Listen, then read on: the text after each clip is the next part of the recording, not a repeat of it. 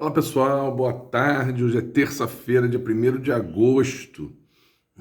Entramos no mês de agosto. Eu, tô- eu juro, eu não sei se acontece com vocês, mas eu tô apavorado que eu acho que tá passando muito rápido. Ai, meu Deus. Isso é bom pro cara que tá cansado do trabalho, esperando o fim de semana, né? Os garotos, as garotas que estão estudando, estão cansados e querendo férias. Por outro lado, também as férias passam rápido, o fim de semana passa rápido e já começa tudo de novo. Eu tô assim meio, juro, é sério isso, uma sensação de que tá passando rápido demais e aí, na verdade, assim, é a vida passando muito rápido, né? Enfim, vamos lá. Gente, acreditem, meu Deus do céu, tem certas coisas que eu falo assim, nada mais vai acontecer. E aí acontece.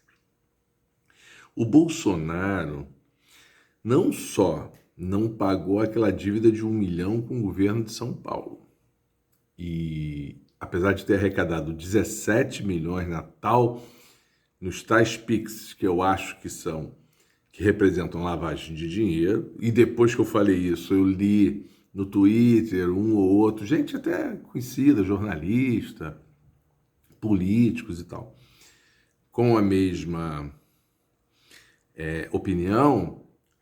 Além dele não pagar, já que recebeu 17 milhões, paga 1 milhão, né? E pelo menos, aspas, cumpre o que ele próprio afirma que é o objetivo dessa arrecadação, né? Além disso, o que ele fez? Ele aplicou os 17 milhões em renda fixa, sendo remunerado pela Selic. A Selic absurda de 13,75, que amanhã tem a decisão do Copom lá do Banco Central, se vai ficar assim, se vai diminuir 0,25, se vai diminuir 0,50, se vai diminuir mais de 0,50. Mas enfim, a Selic absurda, mantida assim pelo bolsonarista Roberto Campos Neto, que está na presidência do Banco Central e que o Lula não pode tirar, porque o cara tem mandato até o final de 2024, e Bolsonaro está ganhando milhões. Eu não fiz nem a conta, mas ele vai ganhar milhões com essa aplicação. E ainda debochou, na minha opinião, debocha da sociedade inteira, mas debocha também daqueles que deram dinheiro para ele, né? Dizendo que assim, com esse dinheiro dá para pagar as dívidas que eu tenho, as multas que eu tenho, e ainda sobra um troco para comer um pastel e tomar um caldo de cana. É muito degenerado, mas mais degenerado do que ele são as pessoas que continuam apoiando, inclusive dando dinheiro, né? Vocês se lembram que eu falei aqui daquele fundo de investimento trilhardário chamado BlackRock, que inclusive eu falei aqui, né, é hoje considerado o dono da Ucrânia, porque toda a dívida da Ucrânia está com eles, assim, a Ucrânia está na mão deles depois, quando sair da desgraça que está lá por causa da guerra. Eles, eu falei isso aqui também já, eles têm investimento no mundo inteiro. Eu acho, eu posso estar cometendo um engano, mas eu acho que por trás dele tem aquela família Rockefeller, poderosíssima, riquíssima, trilhardária dos Estados Unidos. E aí eles afirmaram que os juros no Brasil têm que cair, mas tem que cair muito lentamente. E eles não têm vergonha. Eles dizem, por quê? Eles dizem que a dívida do Brasil, né, porque na verdade, quando você tem esses juros altos, o governo, através do Tesouro, que é o tal do Tesouro Direto, né, toma dinheiro do mercado, né? Quem tem lá, comprou uma letra de câmbio, lá, uma letra do Tesouro, tal, letra do Tesouro, tá, na verdade, emprestando dinheiro para o governo te devolver aquilo 20 anos, 10, 15, 20 anos depois. Então, aquilo vira uma dívida do governo. Só para vocês entenderem. E ele diz, a BlackRock diz que esta dívida é o maior investimento que a BlackRock tem. Entenderam por que eles não querem que ela baixe, que os juros baixem rápido? Querem que baixe lentamente, porque ganham muito, muito, muito, muito dinheiro com isso. Quem não ganha é o povo brasileiro. O povo brasileiro não ganha não, perde. Gente, a Petrobras mudou a política de preços, né? A gente sabe, aí baixou o diesel, baixou a gasolina. Tem uma conversa, tem que tomar cuidado que pode ser especulação, né, do mercado, mas tem uma conversa de que em breve a Petrobras vai ter que aumentar a gasolina porque o preço internacional parece que aumentou muito. E sim, em algum momento isso vai acontecer, vai ter um momento que vai dizer, ó, tem que aumentar o preço da gasolina. Então, assim, não podemos viver a ilusão que, então tá, então no governo Lula a gasolina só vai baixar. Não, óbvio. Mas ela mudou a política de preços, né? Mudou a política de dividendos, não vão ter mais aqueles dividendos que pegava todo o lucro da empresa, salvo engano. É meio complexo porque é uma coisa sobre a outra, sobre a outra, sobre a outra. Mas, salvo engano, vai ficar limitada entre 25% e 40% do lucro, a política de dividendos. E o que diziam lá na época do Bolsonaro, do Guedes? Nossa, se fizer isso, vai ser um desastre, vai ser uma catástrofe. O investidor estrangeiro vai embora da Petrobras, a Bolsa vai despencar, a Petrobras vai falir. Enfim, era um drama. O governo Lula fez isso tudo. E a agência Flitz, eu não sei se é exatamente assim que fala, tá? Parece que é Flitz. Ela é aquela primeira das 4 que eu já falei aqui que passaram o Brasil para BB, a tal da nota de crédito BB, com viés positivo. Lembra? Viés, mas a nota é BB.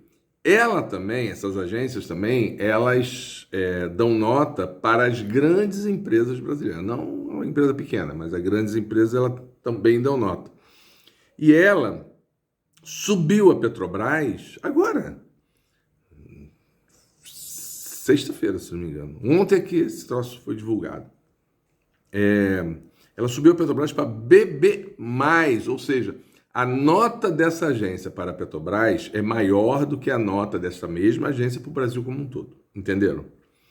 E aí, a ação da Petrobras ontem subiu 4%. Assim, foi uma maravilha.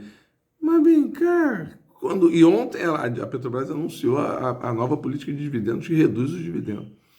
Mas não ia ser uma desgraça? Não foi. Hoje, está caindo, toda a Bolsa está caindo, mas é porque tem a expectativa dessa praga, dessa decisão do Copom amanhã dos juros. O mercado, tem gente no mercado, isso é ridículo também. Eu li assim, a frase é assim, o mercado aposta em 0,25 de queda, o mercado aposta em 0,50, ou seja, o mercado virou uma bet não sei o quê. Ou seja, tudo falcatrua.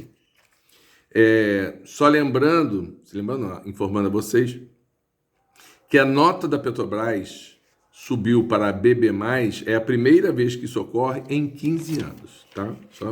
É impressionante como é que, assim, quando o governo Lula quebra algum tipo de recorte, faz alguma coisa diferente e tal, não é de 1, 2 anos atrás, não. É logo 15, 20, 30 anos atrás. Gente, hoje retornou a CPMI dos atos golpistas. Está um alvoroço aí dos bolsonaristas por 2 motivos. Um é que está lá o ex-diretor da ABIN, da Agência de Inteligência, bolsonarista e tal, e ele disse, nós fizemos 33 informes dizendo que ia ter a invasão. Não é bem assim, porque os informes tem um movimento aqui de gente e tal, não sei o quê, bababá e tal. E aí, claro que eles dizem que informaram a Polícia Militar de Brasília, que informaram o GSI, que informaram não sei quem, que informaram não sei quem, não sei quem. E aí, ele diz isso, né, que ele informou ao GSI e tal, não sei o quê. E aí, aquele Nicolas Ferreira, gente, tá rolando aí na internet, é bizonho. Ele vai e diz assim, Ele bota o Flávio Dino dizendo, quando o Flávio Dino esteve lá na Câmara, o Flávio Dino dizia, olha só, eu não recebi esse informe, tá? Se chegou do Ministério da Justiça, não chegou a mim. Eu não recebi e tal, não sei o que. Enfim, ele foi muito enfático com isso, deve ser verdade. Imagino que seja, porque... E aí o Nicolas vai e diz assim, alguém está mentindo. Aí vira para o ex-diretor da ABIN e diz assim, o senhor pode confirmar, o senhor pode nos dizer como é que foi que o senhor informou o Flávio Dino? Aí o cara, é uma vergonha. O cara vai dizer assim, em nenhum momento eu disse que informei o Flávio Dino. Aí o Nicolas Ferreira fica com uma cara assim, sabe? Ele é um moleque, não só pela idade, assim, moleque no sentido de jovem, tem 23 anos, sei lá quanto é que ele tem, mas ele é um moleque nas atitudes, entendeu? Ele é moleque, assim, em várias dimensões. E ele fica com aquela cara de menino que fez uma grande bobagem, que falou uma grande merda, fica assim, querendo falar alguma coisa sem saber o que falar. Uma vergonha. E tem outra coisa, essa é grave, porque eu acho que o governo Lula tem que estar atento. Teve um inquérito interno no Exército, e esse inquérito, assim, em tese, porque, lembram, o Exército assim, não, nós vamos cortar a carne. Se teve militar envolvido nisso, nós vamos fazer um inquérito, vamos apurar direitinho e tal. O que concluiu o inquérito do Exército? Que não tem nenhum militar envolvido na história. Ai, meu Deus. E que o governo é que se planejou mal. Se organizou mal para defender o palácio. Voltando a lembrar, que sempre é bom lembrar, que quem toma conta do Palácio do Planalto, como o nome está dizendo, toma conta do Palácio do Planalto. Não toma conta da esplanada toda, não toma conta de Brasília inteira, não toma conta do STF, não toma conta do Congresso. Se só o Palácio do Planalto tivesse sido invadido, poderia ter alguma razão de dizer, a guarda do Palácio bobeou.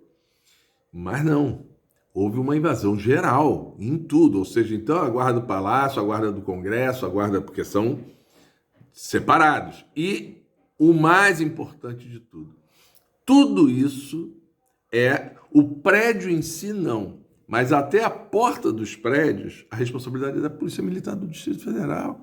Essa é a grande responsável por tudo. Se os outros erraram, ao invés de ter 100, tinham que ter 550 homens lá, tá bom, isso é uma avaliação e assim tinha que ter. Então anota aí que numa próxima vez tem que ter 550, não pode ter 100. Mas a tentativa deles de dizer... Tem uma coisa muito engraçada, né? Então a narrativa da extrema-direita agora é dizer o seguinte, olha só, a gente só invadiu porque vocês facilitaram. Não é, vamos lá, vamos botar as coisas no lugar. Os bolsonaristas invadiram. Os bolsonaristas... Hoje, a Jandira Fegali fez um ótimo discurso agora há pouco na Câmara, na CPI, dizendo o seguinte, já está comprovado pela própria ABIN, este mesmo relatório da ABIN, que eu falei antes, fala isso, que os mesmos financiadores do 7 de setembro do Bolsonaro, lá com caminhão de som, com não sei o que lá, os mesmos financiadores dos atos antes da posse. Lembra? Teve a eleição, aí tiveram atos, bloqueio de caminhão, a concentração na porta dos quartéis e tal. São os mesmos financiadores. Financiaram o 7 de setembro do Bolsonaro, financiaram o bloqueio de rodovias, financiaram os acampamentos na porta dos quartéis e financiaram o 8 de janeiro. Tem alguma dúvida de quem foi que provocou o 8 de janeiro? Não tem nenhuma. Então, assim, mesmo que haja assim, uma falha no sistema de segurança, mas a decisão, a organização e o ato do 8 de janeiro foi protagonizado, obviamente, pelos bolsonaristas. E aí, voltando ao relatório do Exército, aí diz que, então, falhou o Palácio do Planalto, aí é muito curioso, porque eles citam o setor vinculado ao GSI que teria falhado. Está lá no inquérito deles. Agora, sabem quem são os caras que participavam, né, desse setor? Militares. Eram militares. Aliás, basicamente o GSI é de militares. E o Lula, inicialmente, disse assim, eu vou acabar com o GSI. Lembram dessa conversa? Eu vou acabar com o GSI. Depois disse que é só quando ele demitiu o tal do G. Dias e tal, com 15 dias de governo ele demitiu o G. Dias, ele disse que ia renovar aquilo tudo, que ia tirar o GSI da mão dos milicos e ia fazer um GSI de civis. Eu nem sei se isso cabe ou não, mas enfim, ele disse. E no final da história, ele trocou os milicos por outros milicos, né? Foram os milicos bolsonaristas, vamos dizer assim, que, em tese, falharam segundo o inquérito do próprio Exército. O curioso é isso, o Exército diz assim, ó, não tem militar envolvido. E aí ele acusa militares, só que, assim, que estavam a serviço do GSI, entenderam? E ignora completamente esse inquérito, ignora completamente que os invasores de Brasília saíram do acampamento na porta do quartel-general de Brasília. Então, assim, já está sendo descaracterizado, não pelos bolsonaristas. Os bolsonaristas estão dizendo, olha, viram, o Exército está dizendo que o governo Lula é o culpado. Mas, assim, jornalistas e, enfim, outros políticos, vários da sociedade, estão dando a este inquérito a mesma credibilidade que teve o inquérito que o Exército fez na época, 80 e pouco, do atentado no Rio Centro, aqui no Rio de Janeiro, que, assim, o Exército diz, mesmo depois da bomba ter explodido lá no colo do capitão e do sargento, não sei o quê, naquele Puma, o Exército continuou dizendo que aquilo lá era uma bomba colocada pela esquerda para explodir o show do Chico Buarque, inclusive, no 1º de maio, lá no Rio Centro.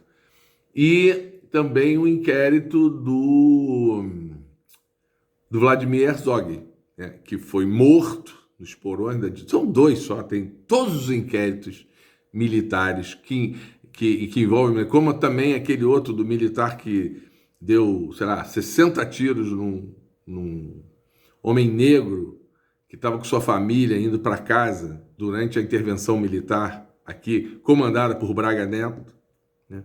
Enfim, os inquéritos sempre dizem que os militares, tadinho, não tem nada com isso, eles não fizeram nada, estavam na igreja rezando quando aconteceu essa desgraça toda. Então, assim, não tem credibilidade jurídica nenhuma. Agora, óbvio que isso dá palco, isso dá discurso para bolsonarista. Então, eu acho que a minha preocupação é essa. Eu acho que o Lula tem que ficar muito convencido sempre de que, mesmo tendo mudado o comandante do Exército, mesmo tendo mudado o pessoal do GSI, mesmo tendo afastado alguns militares do governo e tal, não sei o que lá, não pode confiar nessa gente. Não pode. Não são confiáveis. Não são corretos. Não são honestos. Não pode confiar. E, na minha opinião, tinha que ver o seguinte, tudo aquilo que não precisar, óbvio que o soldado do Exército que está no quartel, óbvio, tem que ser um militar. Mas qualquer outra esfera de governo que tenha militar tem que avaliar.